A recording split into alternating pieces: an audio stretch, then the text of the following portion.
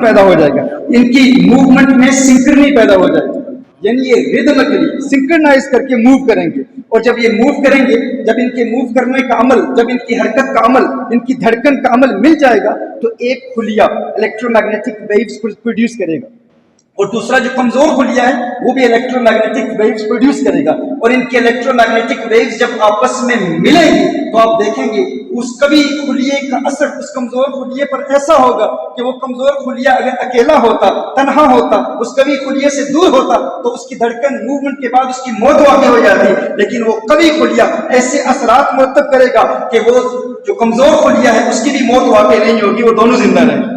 یہ فقط انسان کے دل کی خلیوں کی کیفیت ہے، یہی وہ قلبی واقعات ہیں، یہی وہ روحانی کیفیات ہیں جن کو نظام الدین اولیاء محبوب الہی نے بیان کیا تھا۔ لوگ کہتے تھے تقیہ نوسی باتیں ہیں، یہ بابوں کی باتیں ہیں، ہم کہتے ہیں بابوں کی نہیں باتیں، یہ تو فقیروں ملنگوں کی باتیں ہیں، یقیناً ہیں وہ اللہ والے ہیں، لیکن اس لفظ کو اس طرح غلط استعمال کیا گیا کہ ہاں یہ سائیں لوگ ہیں، یہ بلکہ میں یوں کہوں کہ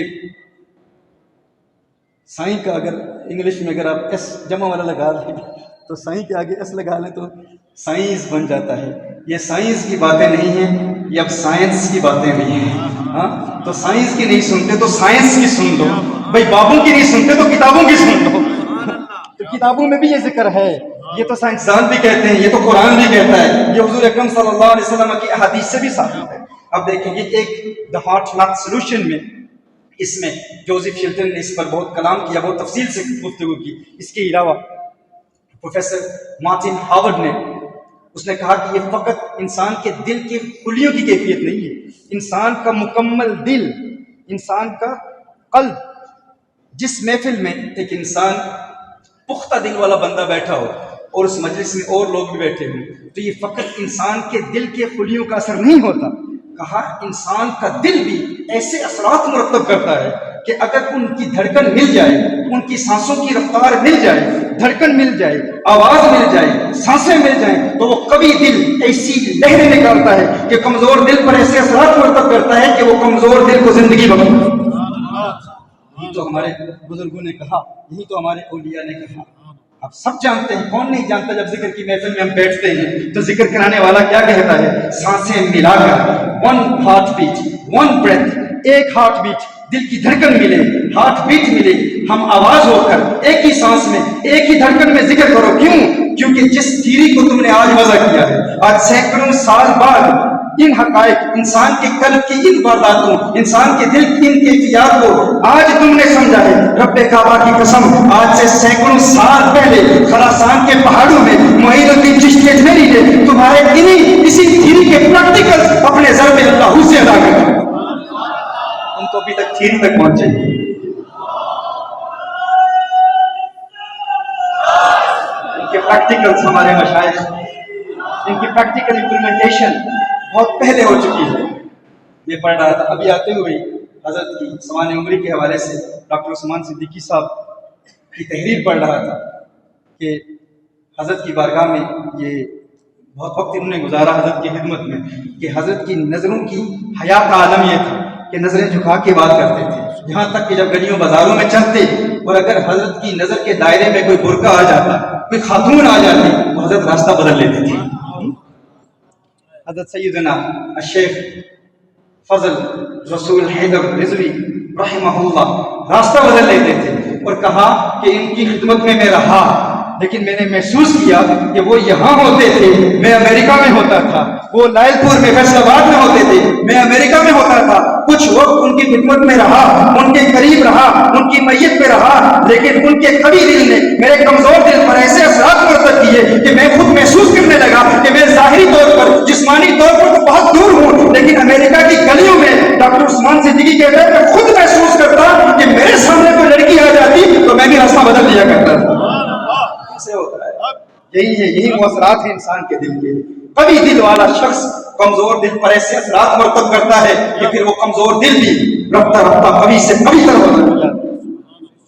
یہ اللہ کے ولیوں کا اثر ہے، یہ اللہ کے ولی کی نگاہ کا اثر ہے، ان کے قوی قلب کا اثر ہے۔ اور پھر دیکھیں یہ فقط دل کی کیفیت اس وقت ظاہر نہیں ہوتی جب انسان دنیا میں موجود ہوتا ہے، یہاں تک کہ جب بچہ ماں کے پیٹ میں ہوتا ہے، رحم مادر میں ہوتا ہے. Feature reactions to sound, doctor Bernard J نے انسان کی حیات جو ماں کے پیٹ میں ہے اس کے حوالے سے کلام کیا.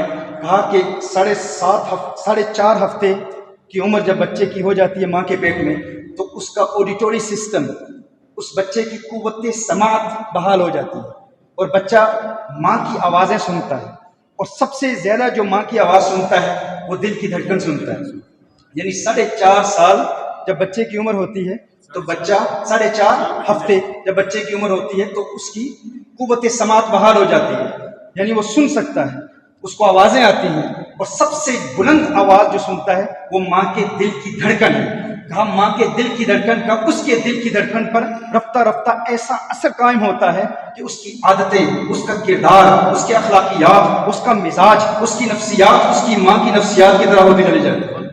یعنی یہ بچے کی عادتیں جو ماں کی عادتوں کی طرح ہوتی ہیں، ماں کی عادات کی طرح ہوتی ہیں. کہا کیوں ہوتی ہیں؟ کہا اس لیے کہ ماں کی دل کی دھڑکن ماں کے پیٹ میں سن رہا ہوتا ہے. اور ایک بہت ہی اہم بات اہل عشق کے لیے ہے، اہل محبت کے لیے. کہا کہ ماں جو باتیں کر رہی ہوتی ہے دنیا میں، اپنے خامن سے بات کر رہی ہو، اپنے والدین سے بات کر رہی ہو، سسر سے بات کر رہی ہو، کوئی بھی بات کر رہی ہو، اگر ایک خاص طرز میں بات کرے، ترنم میں، ایک خاص ردم میں، تو وہ بچہ ماں کے پیٹ میں اسے وہ باتیں، وہ آوازیں ازبر بھی ہو سکتی ہیں. کیا سننے آپ نے کیا عرض کر رہا ہوں؟ تو نے کہا تھا کہ دوسری باتیں ہیں. عبد القادر جیلانی حافظ قرآن کیسے ہے؟ میں کہتا ہوں ہاں، جو بچہ ماں کے پیٹ میں ماں سے بالی ووڈ کے سانگ سنے، اس میں یہ اثرات مرتب نہیں ہو سکتے، اس میں یہ نتائج نہیں مل سکتے. لیکن جس بیٹے کی ماں قرآن کی قاریہ ہو، حافظہ ہو، اور جب وہ امید سے ہو قرآن کی تلاوت کرے، جب بیٹا دنیا میں آتا ہے تو حافظ قرآن ہوتا ہے اور لوگ اسے پھر غوث اعظم کے نام سے پکارتے ہیں.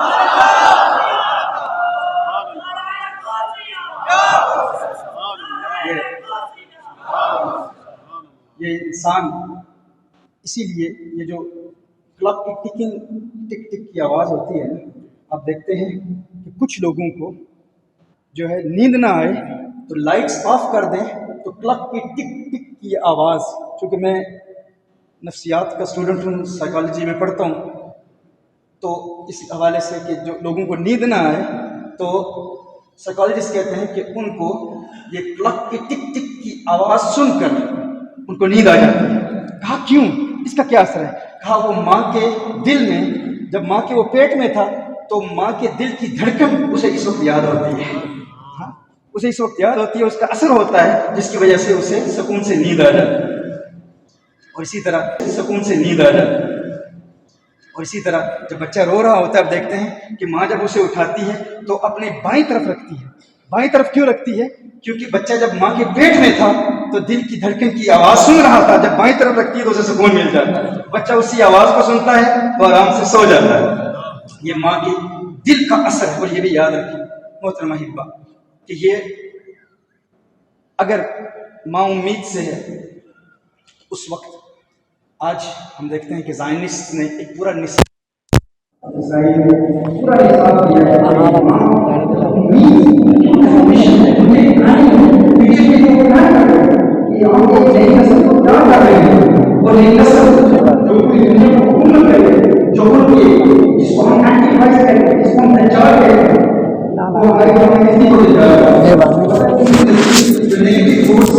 ہاں، ہمارے یہاں پازیٹیو فورس امام مہدی ہے، نیگیٹو فورس دجال ہے. ان کے ہاں دجال مسیح ہے اور ہمارے امام مہدی علیہ باللہ ان کو دجال کہتے ہیں. تو وہ اپنے بچوں کی شروع سے تربیت یہی کرتے ہیں کہ جب بچہ ماں کے پیٹ میں ہو تو ماں کو مچھلی کھلائی جائے، فش کھلاتے ہیں.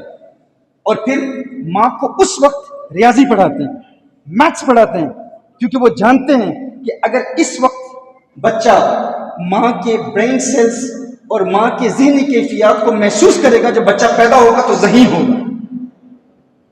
یعنی اس وقت سے ماں بچے کی پرورش اور بچوں کی تربیت کا سلسلہ شروع ہو جاتا ہے. اسی لیے ہمارے مشائخ نے تو یہی بیان کیا ہے نا کہ بچوں کی تربیت کا سلسلہ، ہم تو کہتے ہیں بچہ 11 سال کا ہو جائے، 12 سال کا ہو جائے، اس وقت والد صاحب کو یاد آتی ہے، وہ سٹک لے کر اس کو پھر جو ہے مارتے بھی ہیں اور کان پکڑاتے ہیں اور پھر ڈانٹتے ہیں اور پھر سزائیں دیتے ہیں اور کہتے ہیں بچہ باغی ہو گیا، میں تو تربیت کرنا چاہتا ہوں.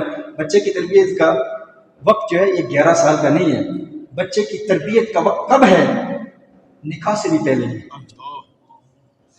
جس خاتون کا آپ انتخاب کر رہے ہیں نا، آپ صرف اپنی بیوی کا انتخاب نہیں کر رہے، اپنی آنے والی نسلوں کی مربی ماں کا انتخاب کر رہے ہیں کہ ان کی تربیت کون کرے گی، اس کے اخلاق کیا ہوں گے، اس کا کردار کیا ہوگا۔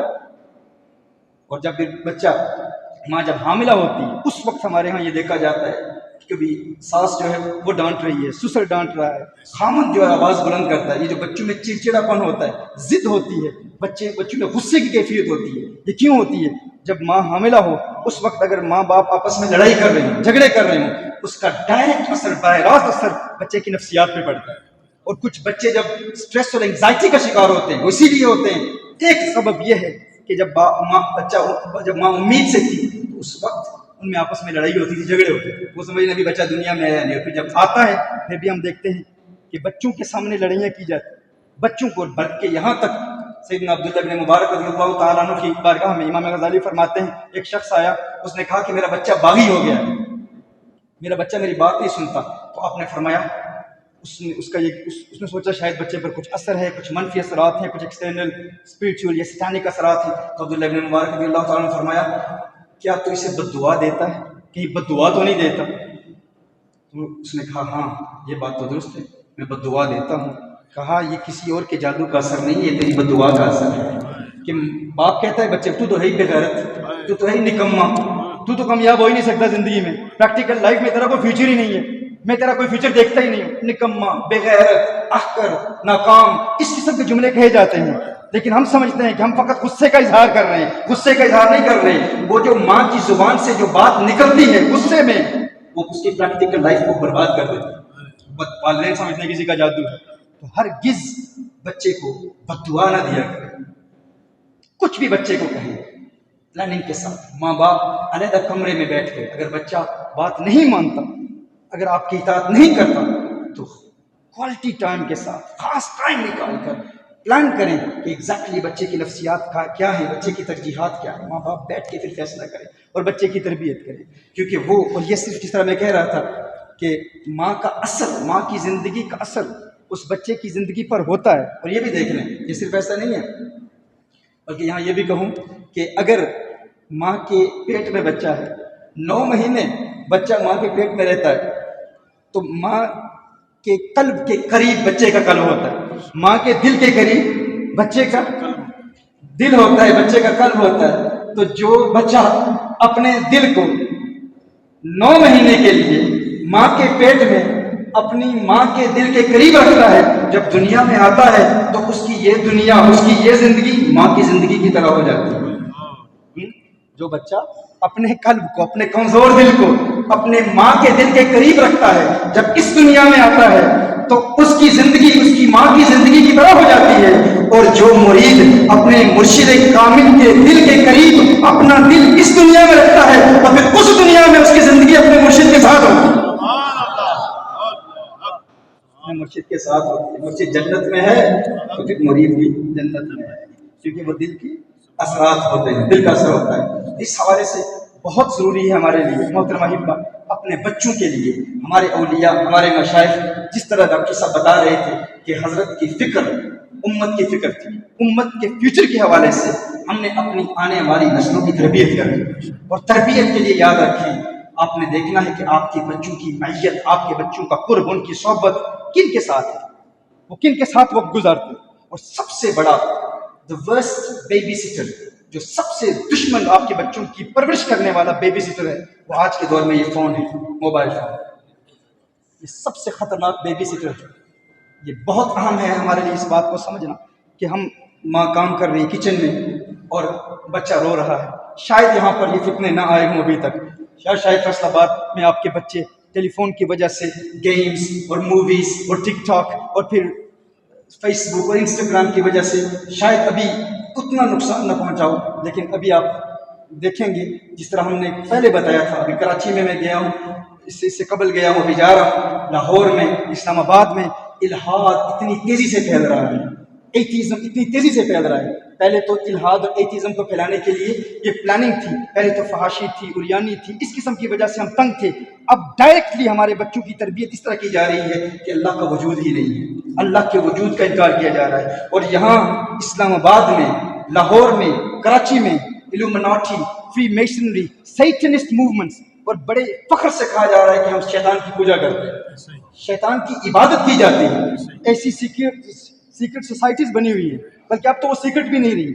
हमारी उनसे मीटिंग्स होती हैं, डिस्कशन होती हैं, हम हैरान होते हैं। नाम अब्दुल रहमान है और अल्लाह के वजूद का मुनकिर है, नाम अब्दुल्ला है और अल्लाह के वजूद का मुनकिर है। और अब जो इनकी प्लानिंग है, सबसे बड़ी प्लानिंग वो ये है कि छोटे बच्चों को ब्रेन वॉश करने के लिए, छोटे छोटे बच्चों को ब्रेन वॉश करने के लिए इस फोन का इस्तेमाल किया जाएगा, इन गैजेट्स का, इन स्मार्टफोन्स का इस्तेमाल किया जाएगा। लेकिन वालिदैन जानते नहीं, वो सोचते नहीं कि माँ कह रही है कि मैं किचन में काम कर रही हूँ, अब ये तंग कर रहा है, परेशान कर रहा है। वालिद साहब पूरा दिन काम से वापस आए, अब वो न्यूज़ देख रहे हैं। बच्चा चाहता है कि बाप से बात करना चाहे, कुछ गुफ्तगू करना चाहे।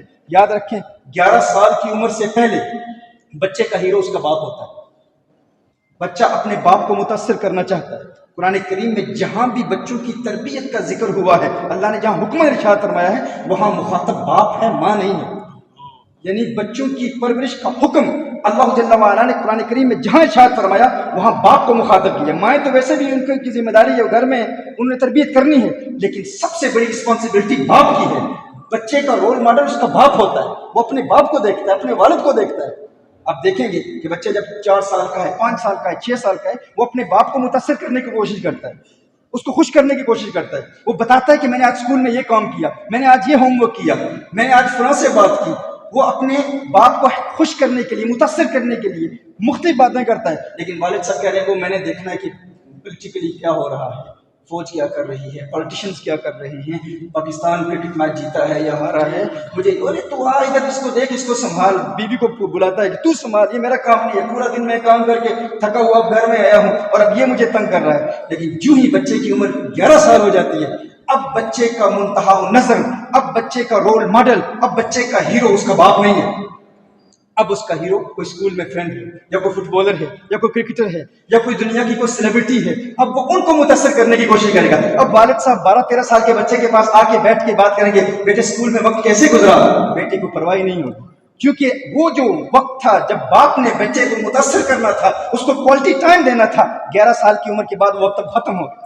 लिहाजा ये बहुत अहम है कि हम क्वालिटी टाइम अपनी औलाद को दें। अगर दीन दुश्मन कुव्वतें अपनी औलाद की तरबियत इस नहज पर कर रही हैं, तो क्या ये हमारी जिम्मेदारी नहीं है? और हमारे मशाइख ने तो पूरा निसाब दिया है, हमें बताया है कि अल्लाह के वलियों के कुर्ब की बरकत से आप अपनी औलाद को किस तरह इन गुमराह तबकों से बचा सकते हैं। पहला तो हमारा मिशन था, हम अकायदे अहले सुन्नत पर बात करते थे, अपने नजरियात का दिफा करते थे, वो सिलसिला आज भी जारी है। फिर इल्हाद का रद्द शुरू हुआ, लेकिन अब तो ऐसी ऐसी बातें आ रही हैं कि हम जिस खतरे को, जिस हवाले से बरतानिया में हम अपने उलमा को भी बताते थे, उनको भी इस तरफ तवज्जो दिलाते थे, अब सारे तकरीबन हम जो है इस बात की तरफ राग़िब हो चुके हैं। लेकिन मैं इस फितने को यहाँ पाकिस्तान में देख रहा हूँ, आपको अंदाजा नहीं है कि किस तेजी से ये फितने फैल रहे हैं। इस हवाले से याद रखें, अपने बच्चों को मोबाइल से बचाना, इसके प्रैक्टिकल मेथड्स क्या है? एक तो ये है कि ये आदत ही ना पड़े बच्चों को। किसने आपके बच्चे को मोबाइल दिया? आपके बच्चे की उम्र क्या है? 4 साल है, 5 साल है, 6 साल है, 7 साल है, और इस उम्र में वो बच्चा फोन पर खेल रहा है। और अब आप रो रहे हैं कि मेरा बच्चा फोन पर क्यों खेल रहा है, वो क्या देख रहा है टिकटॉक पर। 8-9 साल का बच्चा, अभी एक लाहौर की एग्जाम्पल मैंने देखी, उसमें वो बच्चा कह रहा है, यहाँ का पाकिस्तान का बच्चा कह रहा है कि मैं समझता हूँ कि 2 डैडीज भी हो सकते हैं और 2 मम्मीज भी हो सकती हैं, 2 माएँ भी हो सकती हैं और 2 बाप भी हो सकते हैं। ये कहाँ, हमारे इस पाकिस्तान में छोटे छोटे बच्चे, हम जिन्स परस्ती की बातें कर रहे हैं, ये कहाँ से, या फितना उन तक कहाँ से पहुंचा? फिर कहा जाता है बच्चे सुनते नहीं हैं, मोबाइल की आदत पड़ गई। अभी तो मैंने इस पर बात ही नहीं की क्योंकि मेरा मौजू मुख्तलिफ है। मेरा मौजू ये तो हजरत तवज्जो दिलाई, तो मैंने कहा चलो इस तरफ भी चंद बातें आपकी गोशगुजार करता हूँ। लेकिन आप गौर करें इस हवाले से कि बच्चे को ये बात कैसे उसके इल्म में आई। बाप घर में आता है, अगर आपने सिगरेट रखा हुआ है घर में, सिगरेट आपके घर में मौजूद है और बच्चा सिगरेट पी रहा है, तो किसकी गलती है? बाप की गलती है ना। सिगरेट रखे हुए क्यों है घर में? आपने सिगरेट रखे हुए क्यों है? अगर आपने रखे हुए तो बच्चा उठाएगा, तो क्यों आपने उस मोबाइल फोन को अपने कमरे में रखा हुआ है जहां बच्चे को एक्सेस हासिल और बच्चा फोन उठा के उस पर खेल रहा है? आपने दिया है फोन, सबसे बड़ी गलती हमारी है। याद रखें, बच्चे को डांटेंगे, फोन से दूर करेंगे, टीवी से दूर करेंगे, इन गैजेट से दूर करेंगे, इन स्मार्टफोन्स के हवाले से उनको झिड़केंगे, डांटेंगे, बच्चा नहीं मानेगा। जो आप अपने बच्चों को बनाना चाहते हैं, खुद बन कर दिखाएं, बच्चा खुद बहुत बन जाए। بتانے سے نہیں بچہ بدلے گا. جب ماں خود کہتی ہے کہ مجھے بالی ووڈ موویز سے اتنا پیار ہو چکا ہے, مجھے ہالی ووڈ موویز سے اتنا پیار ہو چکا ہے, ایسی عادت پڑ چکی ہے, فلاں ہیرو فلاں ایکٹر, ان کی موویز میں انٹرٹینمنٹ, مجھے اس کی اتنی عادت پڑ چکی ہے, اب میں اس سے توبہ نہیں کر سکتی, لیکن اپنے بچوں کو بچانا چاہتی ہوں. تو کیسے بچائے گی بچوں کو جب بچے کو تو کہہ رہی ہے کہ یہ غلط ہے, یہ تیرا مستقبل برباد کر دے گا, یہ ٹی وی, یہ موویز. ہم بچ سکتی ہیں, ہم نے بڑے گناہ نہیں کیے, لیکن صرف انٹرٹینمنٹ کے لیے, صرف ٹائم پاس کرنے کے لیے ہم یہ موویز دیکھ رہی ہیں یا یہ ڈرامز دیکھ رہی ہیں. مائیں کہتی ہیں, والدین کہتے ہیں, اور سمجھتے ہیں کہ بچوں کو دور رکھیں گے. نہیں, وہ بچہ انتہائی ذہین ہوتا ہے. آپ سمجھتے ہیں کہ بچہ دیکھ نہیں رہا, جب آپ اسی کمرے میں ماں لیٹی ہوئی ہے, بچہ بھی لیٹا ہوا ہے, بچہ ماں سن رہی ہے کہ بچہ سویا ہوا ہے, لیکن ماں کمبل اوڑے جو ہے موبائل فون نیچے, اور بچہ دیکھ رہا ہے کہ اندر کمبل کے نیچے علم کا چراغ روشن ہے. اور پھر ماں پھر کمبل اٹھاتی ہے, موویز دیکھ رہی ہے, ٹک ٹاک دیکھ رہی ہے, فیس بک پر ہے, اور پھر بیٹا باہر سے دیکھ رہا ہے, پھر ماں اسے کہتی ہے سو جا. اس بیٹے پر کیا اثر ہوگا؟ وہ بیٹا تنہائی میں پھر وہی کام کرے گا جو اس کا باپ کر رہا ہے, جو اس کی ماں کر رہی ہے. اس سے بچنے کے لیے سب سے اہم طریقہ, سب سے پہلے ایک ٹپ آپ کو دیتا ہوں. میری سوالے سے 10 ٹپس ہیں کہ جن بچوں کو موبائل فون کی عادت پڑ گئی ہے, ان کو موبائل فون کی اس عادت سے چھڑانے کا طریقہ کیا ہے. ایک طریقہ یہ یاد رکھیں کہ اگر ان کو عادت پڑ گئی ہے تو انہیں کہیں کہ اسکرین ٹائم آپ ارن کریں, اسکرین ٹائم آپ خریدیں. بچے کو کہیں کہ اگر تو نے مثال کے طور پر حضور اکرم صلی اللہ علیہ وسلم کی سیرت کا مطالعہ کیا تو میں تجھے 1 اسٹار دوں گا. بچوں کو اسٹار سے بڑی محبت ہوتی ہے. اسکولز میں بھی ہوتا ہے نا, 1 اسٹار دیا جاتا ہے, 2 اسٹار دیے جاتے ہیں, 3. اگر تو نے 5 اسٹار حاصل کر لیے تو 15 منٹ کے لیے موبائل فون استعمال کر سکتا ہے. اگر تو نے اتنا قرآن حفظ کر لیا, حضور کی سیرت کے واقعات سیکھ لیے, اگر تو نے دین اسلام کے فقہ کے اتنے مسائل سیکھ لیے, یا کوئی بھی ڈیولپمنٹ آپ چاہتے ہیں بچے میں کہ بچہ فلاں اعتبار سے کمزور ہے, فلاں علم کے اعتبار سے کمزور ہے, ہوم ورک کے اعتبار سے کمزور ہے, اسکول کی تعلیم کے حوالے سے کمزور ہے, یا بچہ غصہ کرتا ہے, یا بچہ فاؤل لینگویج یوز کرتا ہے, گالیاں دیتا ہے, اگر تو نے گالیاں دی تو تیرے اسٹار ختم. اور اگر پورا دن تو حضور اکرم صلی اللہ علیہ وسلم کی بارگاہ میں درود و سلام کے گجرے نشاور کرتا رہا تو ایک دن میں تجھے 5 اسٹارز دوں گا, ایک دن میں تجھے 5 اسٹارز دوں گی. تو ماں جب بچے کو کہتی ہے کہ اسمارٹ فونز یا اسکرین ٹائم تو خرید, تو پھر بچہ اس کو اپنا پیشن بنا لیتا ہے. اس کا فائدہ کیا ہوتا ہے کہ بچہ پھر ڈیولپ ہو رہا ہوتا ہے. آپ بہت سارے گھر کے کام کرا سکتے ہیں, کیونکہ بچوں کو کچھ والدین ہوتے ہیں وہ بچوں سے کہتے ہیں تو نے یہ کام نہیں کرنا, کام ہم نے کرنا ہے. بچوں کو کام کرنے کی عادت ڈالیں, یہ ہمارا فرض ہے, والدین کا فرض ہے. والدین بچوں کو سکھائیں, کوالٹی ٹائم دیں, گھر کے کام بھی بچوں سے کرائیں. تو بچے سے کو کہیں کہ تو اسکرین ٹائم ارن کر. یہ ایک ایسا پریکٹیکل میتھڈ ہے, اگر آپ خود آج سے جا کے اگر آپ اس پر عمل کریں گے آپ دیکھیں گے کہ آپ کا بچہ, اور پھر وہ جو 1 گھنٹہ ہے جو آپ بچے کو دیں, وہ 1 گھنٹے سے زیادہ کبھی بچے کو موبائل فون استعمال نہ کرنے دیں, اور وہ 1 گھنٹہ آپ کی نگرانی میں ہو, آپ وہاں موجود ہوں, آپ کی نگرانی میں بچہ فون استعمال کرتا ہے تو آپ اس کو اجازت دیں, وگرنہ تنہائی میں کبھی بچے کو فون استعمال کرنے کی اجازت نہ دیں. اس طرح نیچر کے قریب بچے ہوتے ہیں, فطرت کے قریب بچے ہوتے ہیں. بچے کو آپ ٹارگٹ دیں, یعنی ایک تو یہ میں نے بتایا کہ اسکرین ٹائم ارن کرے, وہ خریدے, وہ کہے کہ میں خریدوں گا, ہر روز میں اتنا ٹائم خریدوں گا, اتنی ایکٹیویٹیز کرے گا. آپ خود دیکھیں گے کہ اگر شیطان نے حملہ کیا ہے تو شیطان سے بدلہ لینے کا طریقہ یہ ہے کہ تو نے میرے بچے کو اس فون کی عادت ڈال دی, اب دیکھ اسی فون کو استعمال کر کے اس بچے کو حافظ قرآن بناؤں گا, اسی فون کو استعمال کر کے اسے عالم دین بناؤں گا, سیرت کے واقعات سے کہوں گا. یہ بچے والدین کی ذمہ داری ہے. والدین کہتے ہیں ہمارا بچہ وہ تو سپر مین دیکھتا ہے, وہ تو اسپائڈر مین دیکھتا ہے, وہ تو جب ہم حضور اکرم صلی اللہ علیہ وآلہ وسلم کے دین کے احکام سکھاتے ہیں, حفظ قرآن کے احکام سکھاتے ہیں تو بچہ توجہ نہیں کرتا. لیکن جب باپ خود حضور اکرم صلی اللہ علیہ وسلم کی سیرت کے واقعات جانے گا, پڑھے گا, سیکھے گا, اور ہر روز سونے سے قبل والد اپنے بچے کو کوالٹی ٹائم دے گا اور بتائے گا یہ جو سپر مین تو دیکھ رہا ہے, جو آسمان میں پرواز کر رہا ہے, یہ جو اسپائڈر مین تو دیکھ رہا ہے, یہ تو فکشنز ہیں, یہ ریالٹیز نہیں ہے. آپ تجھے اس ذات سے متعارف کروں جو شب معراج آسمان میں حقیقتاً پرواز کر رہے ہیں. تجھے بتاؤں, تو کہتا ہے کہ فلاں کارٹون کے کیریکٹر نے فلاں مردے کو زندہ کر دیا, یہ تو حقیقت نہیں ہے, یہ تو ریالٹی نہیں ہے, یہ تو فکشن ہے. تجھے اس ذات سے متعارف کروں, وہ شیخ عبد القادر جیلانی کی ذات ہے جو حقیقتاً مردے زندہ کیا کرتے ہیں. اب کیا خیال ہے جب وہ اولیاء کی کرام تھے، آج عیسائی دنیا، آپ جانتے ہیں سیدنا عیسیٰ علیہ نبینا علیہ السلام کے معجزات اور نبی کریم صلی اللہ علیہ وسلم کے معجزات کا اگر آپ موازنہ کریں تو سیدنا عیسیٰ علیہ نبینا علیہ السلام کے معجزات بہت کم ہیں، سب سے زیادہ معجزات میرے آقا صلی اللہ علیہ وسلم کے ہیں، لیکن عیسائیت نے عیسائیت کو پھیلانے کے لیے جو سب سے بڑا کام کیا ہے وہ حضرت عیسیٰ علیہ السلام کے معجزات کو بیان کیا ہے۔ بچہ عیسیٰ علیہ السلام کے معجزات کو جانتا ہے، لیکن افسوس ہمارے بچے تو بچے والدین کو پتہ نہیں ہے حضور کے 10 معجزات بیان کرو نہیں بیان کر سکتے، لیکن جو باپ عادت بنا لے گا ہر روز رات سونے سے قبل اپنے چھوٹے بچوں کو بتائے گا کہ میرے آقا صلی اللہ علیہ وسلم سے ہرنی کیسے بات کرتی تھی، جناب یعقوب نے میرے آقا صلی اللہ علیہ وسلم کے پیار میں اپنی جان کیسے دے دی، وہ اونٹنی حضور کے پیار میں کیوں ہوتی تھی، وہ اونٹ حضور کی بارگاہ میں آیا حضور سے باتیں کرتا تھا، وہ چڑیا حضور سے باتیں کرتی تھی۔ کیا خیال ہے آپ کا جب آپ اپنے بچے کو بتائیں گے یہ فکشن نہیں یہ ریالٹی ہے تو بچے کے دل میں حضور کا پیار پیدا ہوگا یا نہیں پیدا ہوگا؟ حضور کا عشق پیدا ہوگا۔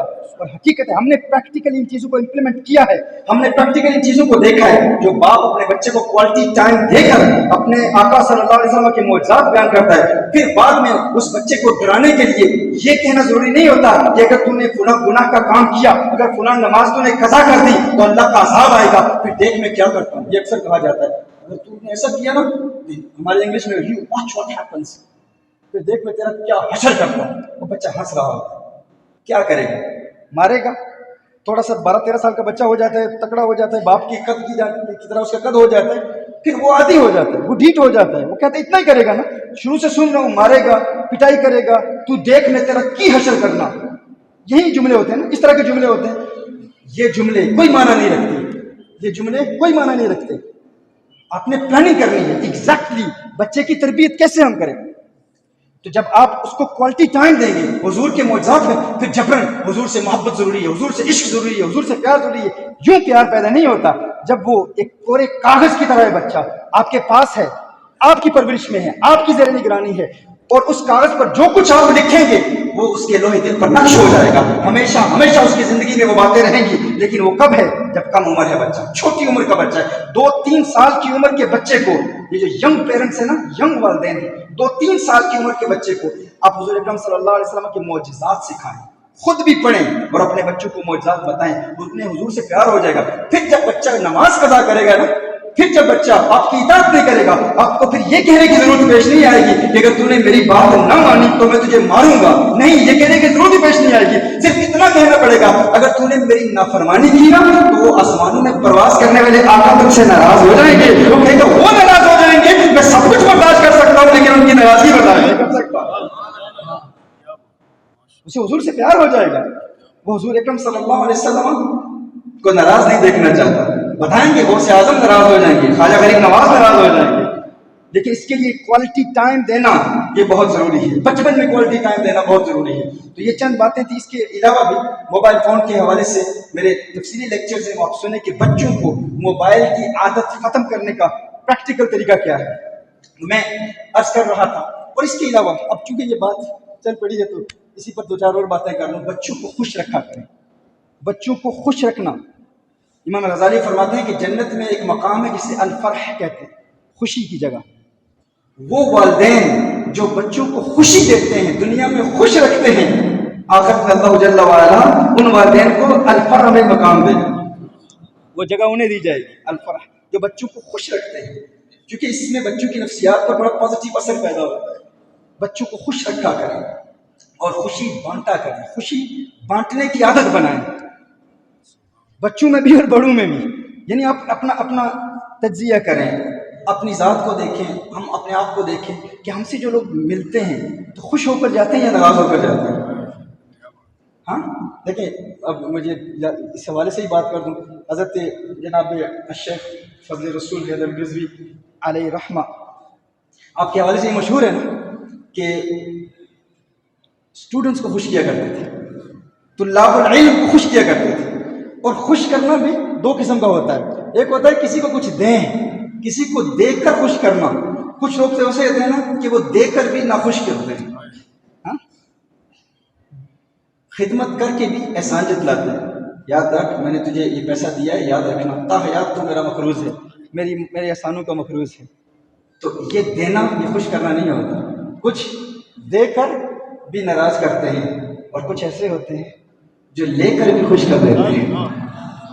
ہاں اصل پیسہ دینا، مال دینا یہ خوشی دینا نہیں ہوتا.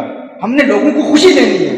اور یاد رکھیں جن والدین کی یہ تربیت اولیاء اور مشائخ کی زیر سرپرستی پہلے ہو چکی ہے کہ وہ جو بھی ان کے پاس آتا ہے وہ خوش ہو کر جاتا ہے، تو پھر جب وہ اپنے بچوں کی تربیت کرتے ہیں ان کے بچے بھی خوش رہتے ہیں، کیونکہ انہوں نے اپنے مشائخ سے یہ تربیت حاصل کی ہے. میرے آقا صلی اللہ علیہ وآلہ وسلم کا فرمانے علی شان ہے کہ اگر کوئی کسی مومن کو خوش کرنے کے لیے اس کی حاجت پوری کرتا ہے، کسی مومن کو خوشی دینے کے لیے اس کی حاجت پوری کرتا ہے، اس نے مومن کو خوشی دی، اس نے فقط مومن کو خوش نہیں کیا، اس نے مجھ محمد کو خوش کر دیا، اور جس نے مجھے خوش کر دیا اللہ نے اسے جنت میں داخل کر دیا. لیکن شرط یہ ہے خوشی دینے کی نیت سے دیں گے. مال دیں گے، خدمت کریں گے. دنیا میں کتنے لنگر خانے کھلے ہوتے ہیں، لوگ لنگر دیتے ہیں لیکن ڈانٹتے ہیں ان کو جن کو کھانا کھلاتے ہیں، اور پھر احسان جتلاتے ہیں. تو یہ خوشی نہیں دے رہے، یہ کھانا دے رہے ہیں. میرے آقا صلی اللہ علیہ وسلم نے ارشاد فرمایا خوشی دینا شرط ہے، خوشی دینا کہ احسان نہ جتلایا جائے. میں نے کہا نا کہ کچھ دے کر بھی خوشی نہیں دے پاتے ہیں اور کچھ لے کر خوشی دے دیتے ہیں. وہ ایک عورت تھی نا، تو اس نے اپنے پڑوسی کے دروازے پر دستک دی اور اس سے نمک مانگا. تو اس کے بیٹے نے کہا کہ ماں گھر میں نمک تو بہت ہے، نمک گھر میں موجود ہے، تو اس سے نمک کیوں مانگ رہی ہے؟ اس نے کہا مجھے بھی پتا ہے گھر میں نمک ہے، لیکن یہ غریب ہے، مفلس ہے، نادار ہے، اس کے پاس کوئی ذریعہ معاش نہیں ہے، کبھی کبھی اس سے حاجت ہوتی ہے کھانے کی، لیکن یہ ہم سے کھانا نہیں مانگتا، غریب ہے.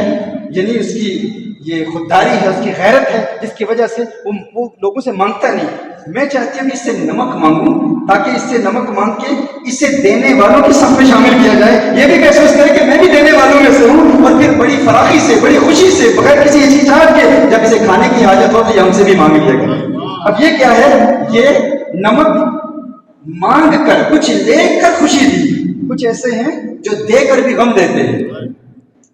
یہ غالباً علامہ رفیع الدین رضوی ان کے حوالے سے یہ ذکر ہے نا کہ وہ کہتے ہیں کہ جب ہم کتابیں پڑھتے تھے تو حضرت قبلہ مخدوم العلماء حضرت شیخ فضل رسول حیدر رضوی علیہ رحمہ وہ کیا کرتے تھے کہ وہ بچے جب عصر کی نماز کے بعد حضرت کی بارگاہ میں حاضر ہوتے، اسٹوڈنٹس عصر کی نماز کے بعد، تو کہتے جب کچھ جیب خرچ ہمارے پاس نہ ہوتا تو 1 روپیہ بچتا تو 1 روپیہ ہم حضرت کو دے دیتے اور حضرت کی بارگاہ میں بیٹھتے اور حضرت کی زیارت کرتے. 1 روپیہ حضرت کو دیتے. ہمیں پتا ہے ہم 1 دیں گے، لیکن جب ہم اٹھ کے جائیں گے تو حضرت اس کے بعد پھر ہمیں بھی دیں گے. تو کیا وہ 1 روپیہ دیتے؟ جب وہاں سے رخصت ہوتے تو حضرت بلاتے اور کہتے 10 روپے میری طرف سے لے لو. کہا ہم انکار کرتے، ہم کہتے کہ نہیں ہم نہیں لیتے. تو حضرت فرماتے تم نے مجھے 1 دیا تھا نا، میں نے لے لیا، اور تم 10 لے لو.